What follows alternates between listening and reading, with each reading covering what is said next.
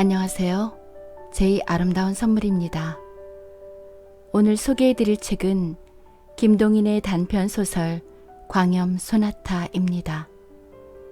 1921년 1월 중외일보에 연재되었던 작품입니다. 소설가 김동인은 1900년 평양에서 출생하였고 1951년 사망하였습니다. 최초의 문학동인지 창조를 발간하였습니다.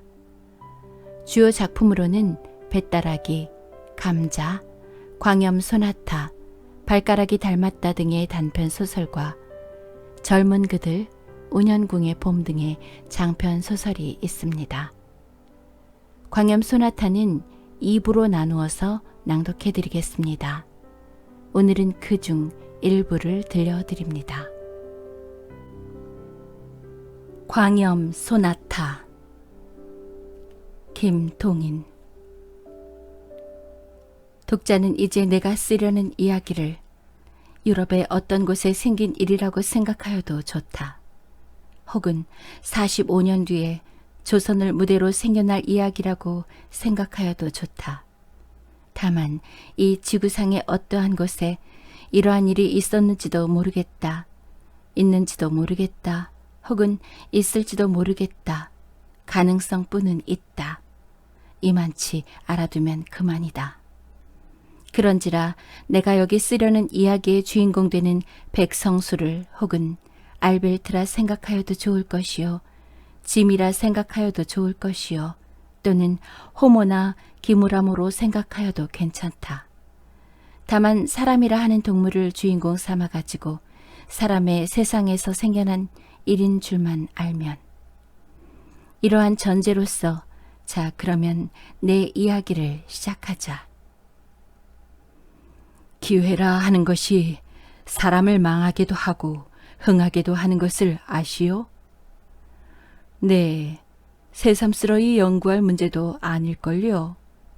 자, 여기 어떤 상점이 있다 합시다. 그런데 마침 주인도 없고 사환도 없고 온통 비었을 적에 우연히 그 앞을 지나가던 신사가, 그 신사는 재산도 있고 명망도 있는 점잖은 사람인데 그 신사가 빈 상점을 들여다보고 혹은 이렇게 생각할 수도 있지 않아요.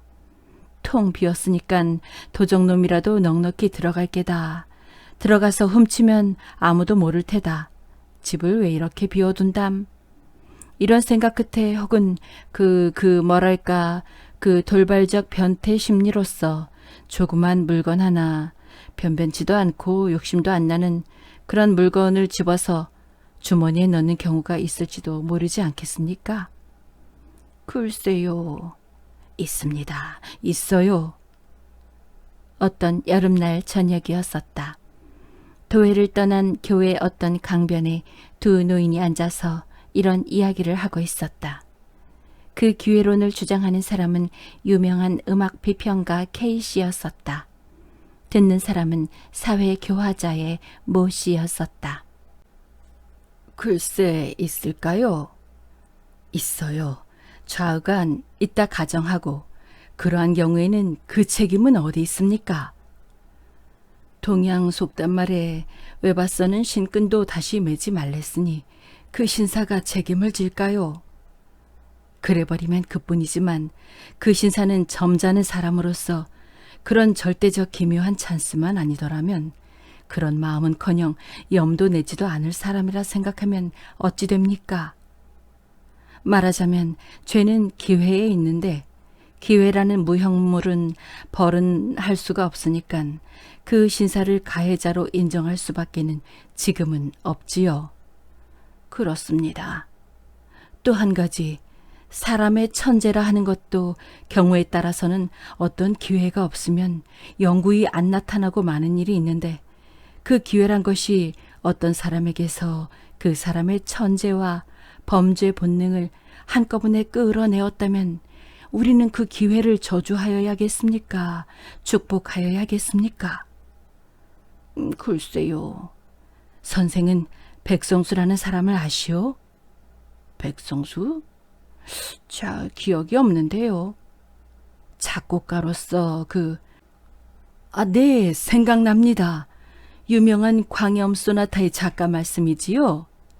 네, 그 사람이 지금 어디 있는지 아십니까?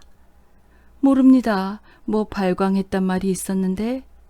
네, 지금 모모 정신병원에 감금돼 있는데 그 사람의 일대기를 이야기할게 들으시고 사회교화자로서의 의견을 말씀해 주십시오.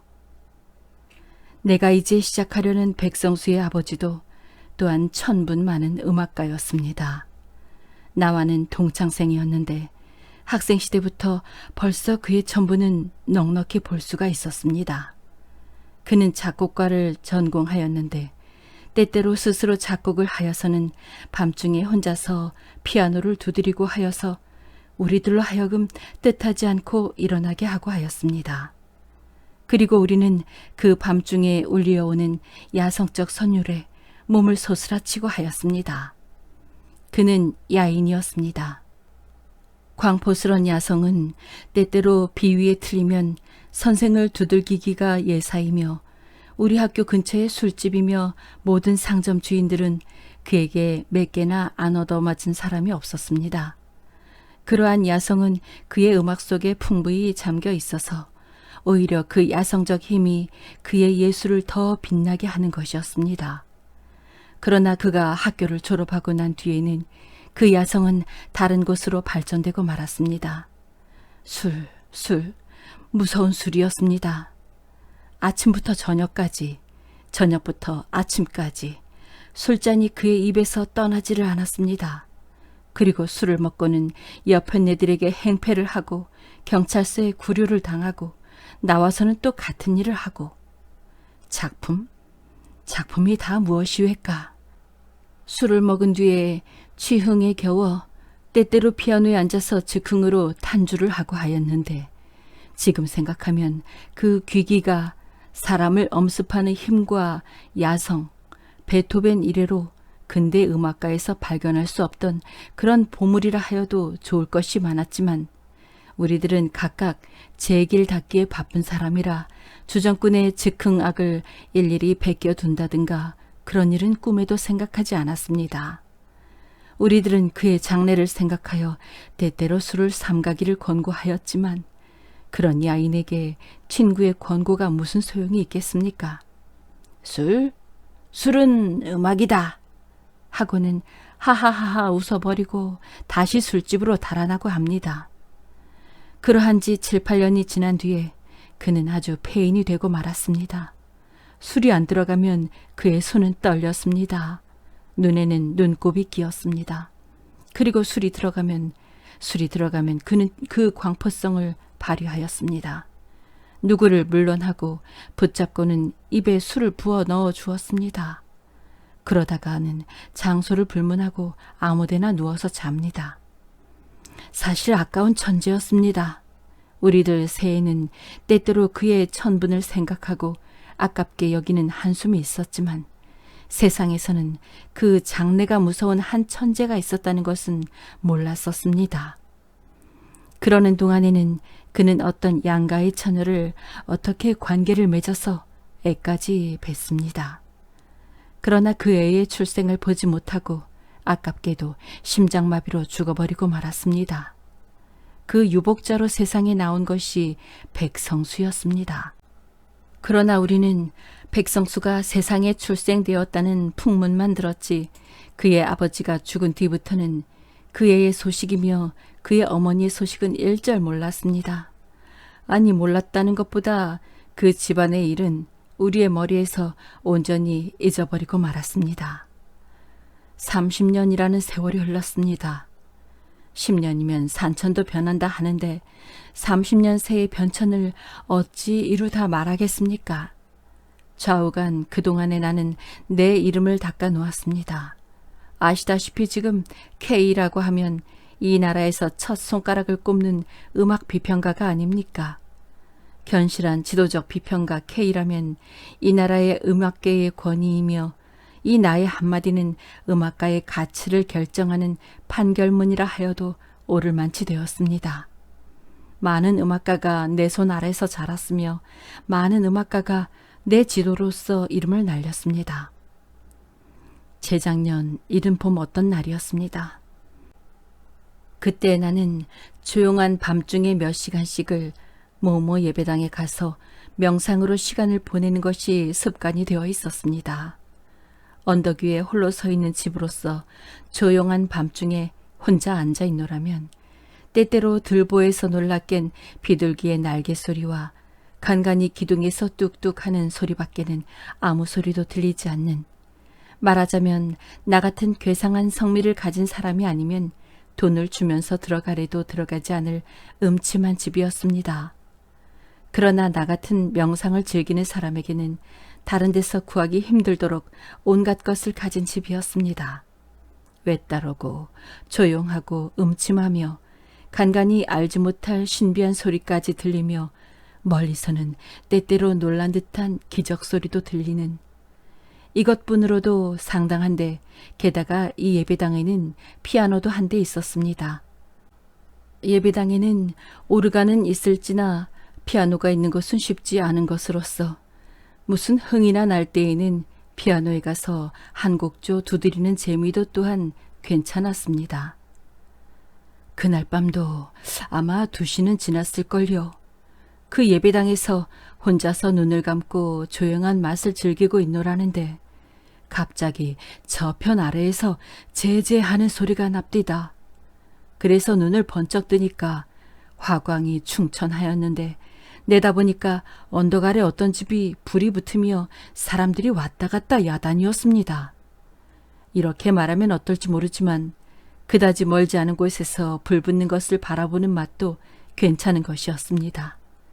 일어서는 불길이며 퍼져나가는 연기, 불씨에 날아가는 양, 그 가운데 거뭇거뭇 보이는 기둥, 집의 송장, 제제거리는 사람의 무리, 이런 것은 어떻게 생각하면 과연 시도 될지며 음악도 될 것이었습니다. 옛날에 네로가 로마에 불 붙는 것을 바라보면서 자기는 비파를 들고 노래를 하였다는 것도 음악가의 견지로 보면 그다지 나무랄 것이 아니었습니다.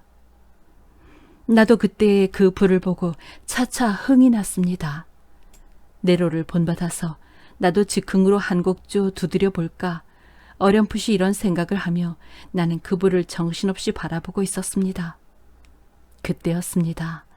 갑자기 덜컥덜컥 하는 소리가 들리더니 예배당 문이 열리며 웬 젊은 사람이 하나 낭패한 듯이 뛰어들어왔습니다. 그리고 무엇에 놀란 사람같이 두리번 사면을 살피더니 그래도 내가 있는 것은 못 보았는지 저편에 있는 창 안에 가서 숨어서서 아래서 붙는 불을 내다봅니다. 나도 꼼짝을 못하였습니다. 좌우간 심상스런 사람은 아니오 방화범이나 도적으로밖에는 인정할 수 없지 않겠습니까? 그래서 꼼짝을 못하고 서 있노라니까 그 사람은 한숨을 쉽니다. 그리고 맥없이 2 팔을 내리고 도로 나가려고 발을 때려다가 자기 곁에 피아노가 놓인 것을 보더니 교의를 끌어다 놓고 피아노 앞에 주저앉고 말겠지요. 나도 거기는 그만 직업적 흥미에 끌렸습니다. 그래서 무엇을 하나 보자 하고 있노라니까 뚜껑을 열더니 한번 뚱 하고 시험을 해보아요. 그리고 조금 있더니 다시 뚱뚱 하고 시험을 해보겠지요. 이때부터 그의 숨소리가 차차 높아가기 시작했습니다. 씩씩거리며 몹시 흥분된 사람같이 몸을 떨다가 벼락같이 양손을 키 위에 갖다가 덮었습니다. 그 다음 순간으로 C 샤프 단음계의 알레그로가 시작되었습니다.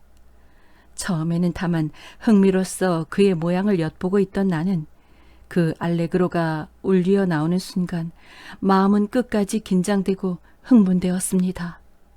그것은 순전한 야성적 음향이었습니다. 음악이라 하기에는 너무 힘있고 무기교였습니다. 그러나 음악이 아니라기에는 거기는 너무 괴롭고도 무겁고 힘있는 감정이 들어 있었습니다.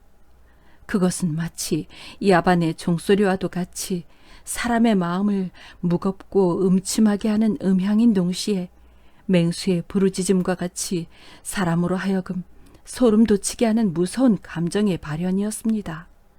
아, 그 야성적 힘과 남성적 부르짖음, 그 아래 감추어 있는 침통한 주림과 아픔, 순박하고도 아무 기교가 없는 그 표현. 나는 털썩 그 자리에 주저앉고 말았습니다. 그리고 음악가의 본능으로서 뜻하지 않고 주머니에서 오선지와 연필을 꺼내었습니다. 피아노에 울리어 나아가는 소리에 따라서 나의 연필은 오선지 위에서 뛰놀았습니다. 좀 급속도로 시작된 빈곤, 거기 연하여 주림, 꺼져가는 불꽃과 같은 목숨, 이러한 것을 지나서 한참 연속되는 완서조의 압축된 감정, 갑자기 튀어져 나오는 광포, 거기 연한 쾌미, 홍소. 이리하여 주화소로서 탄주는 끝이 났습니다. 더구나 그 속에 나타나 있는 압축된 감정이며 주림 또는 맹렬한 불길 등이 사람의 마음에 주는 그 처참함이며 광포성은 나로 하여금 아직 문명이라 하는 것의 은택에 목욕하여 보지 못한 야인을 연상케 하였습니다. 탄주가 다 끝이 난 뒤에도 나는 정신을 못 차리고 망연히 앉아 있었습니다.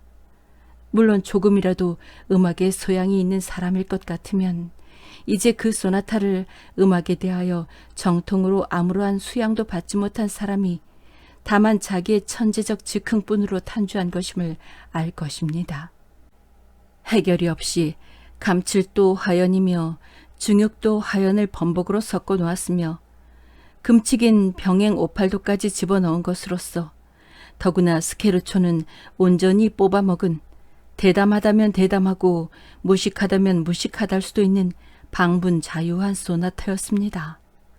이때 문득 내 머리에 떠오른 것은 30년 전에 심장마비로 죽은 백모모였습니다. 그의 음악으로서 만약 정통적 훈련만 뽑고 거기다가 야성을 더 집어넣으면 지금 내 눈앞에 있는 그 음악가의 것과 같은 것이 될 것이었습니다.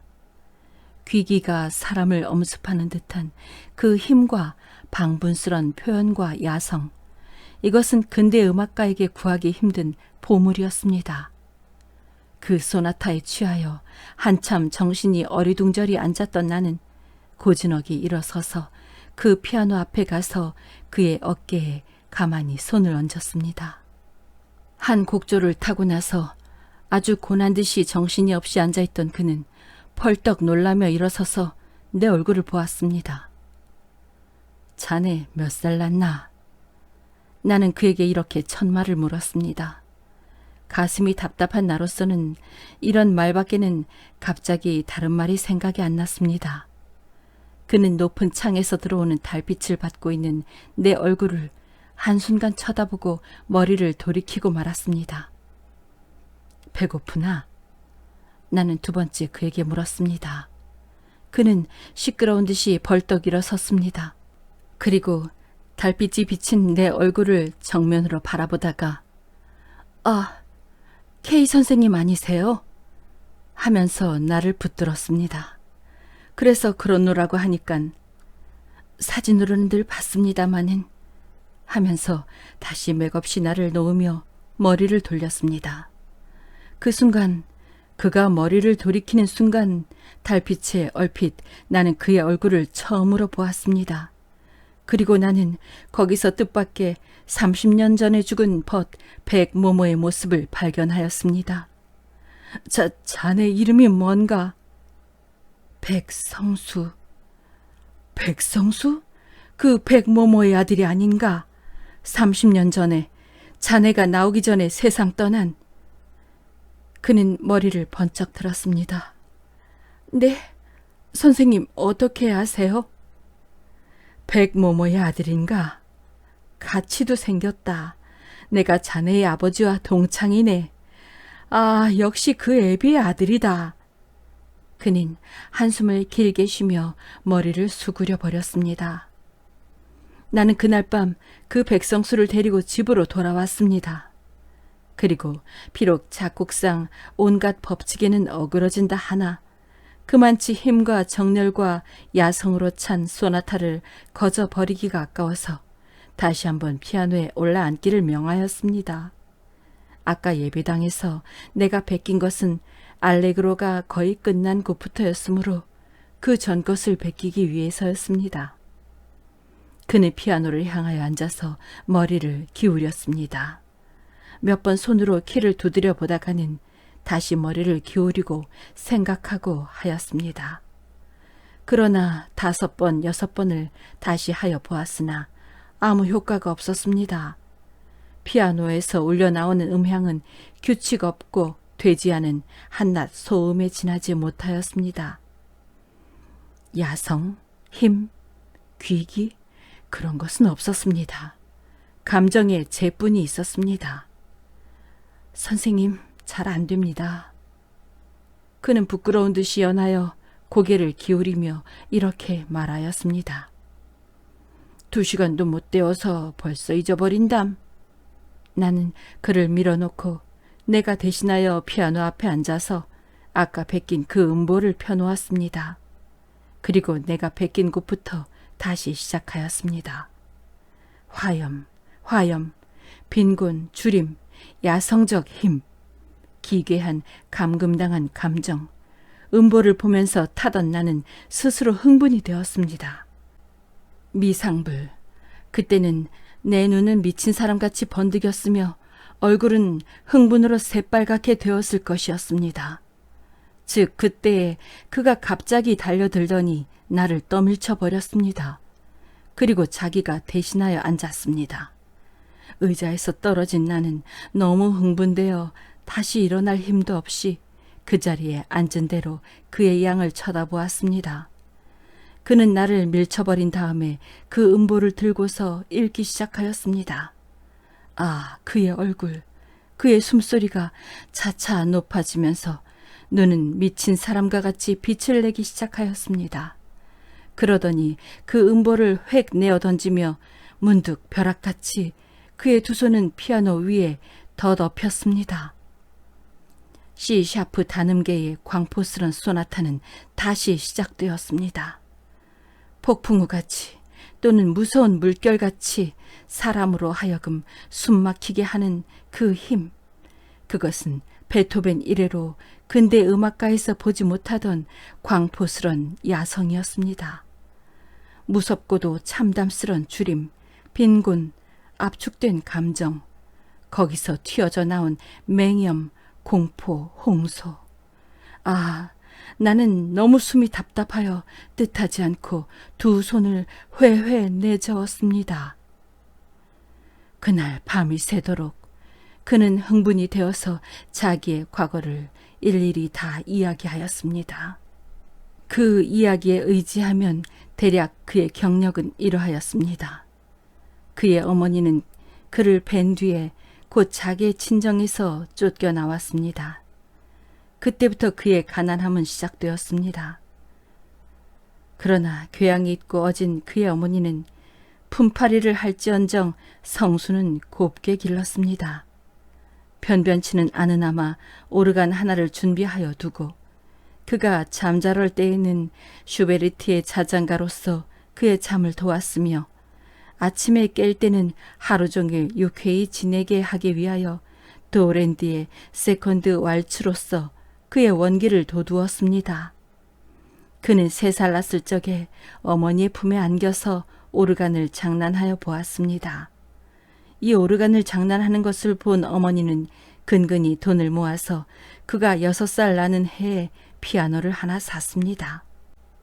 아침에는 새소리, 바람에 버석거리는 포플러 잎, 어머니의 사랑, 부엌에서 국 끓는 소리, 이러한 모든 것이 이 소년에게는 신비스럽고도 다정스러워 그는 피아노에 향하여 앉아서 생각나는 대로 키를 두드리고 하였습니다. 이러한 가운데 고이 소학과 중학도 마치었습니다. 그러는 동안에 음악에 대한 동경은 그의 가슴에 터질 듯이 쌓였습니다. 중학을 졸업한 뒤에는 인젠 어머니를 위하여 그는 학업을 중지하지 않을 수가 없었습니다. 그는 어떤 공장의 직공이 되었습니다. 그러나 어진 어머니의 교육 아래서 길러난 그는 비록 직공은 되었다 하나 아주 올량한 사람이었습니다. 그리고 음악에 대한 집착은 조금도 줄지 않았습니다.